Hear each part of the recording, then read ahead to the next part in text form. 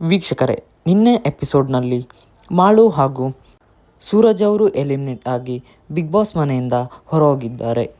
ಹಾಗೂ ಇವತ್ತಿನ ಪ್ರೋಮೋದಲ್ಲಿ ನೋಡೋದಾದರೆ ಏನಾಗುತ್ತೆ ಅಂದರೆ ಇಂದು ಗಿಲ್ಲಿ ಹಾಗೂ ಅಶ್ವಿನಿ ಅವರ ನಡುವೆ ಜಗಳವಾಗುತ್ತದೆ.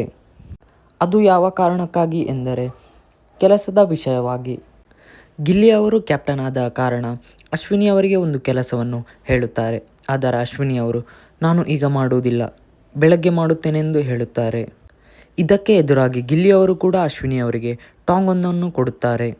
ಈ ಒಂದು ಮಾತಿನ ಚಕಮಕಿಯು ಮುಂದೆ ಹೋದಂತೆ ಗಿಲ್ಲಿ ಅವರು ಏಕವಚನದಲ್ಲಿ ಮಾತನಾಡಲು ಶುರು ಮಾಡುತ್ತಾರೆ.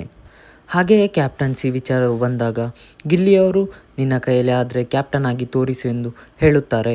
ಈ ಒಂದು ಕಾರಣಕ್ಕೆ ರೊಚ್ಚಿಗೆದ್ದಂಥ ಅಶ್ವಿನಿ ಅವರು ನಾನು ಕೆಲಸ ಮಾಡಿಕೊಳ್ಳಲ್ಲ ಹೋಗೋ ಎನ್ನುತ್ತಾರೆ.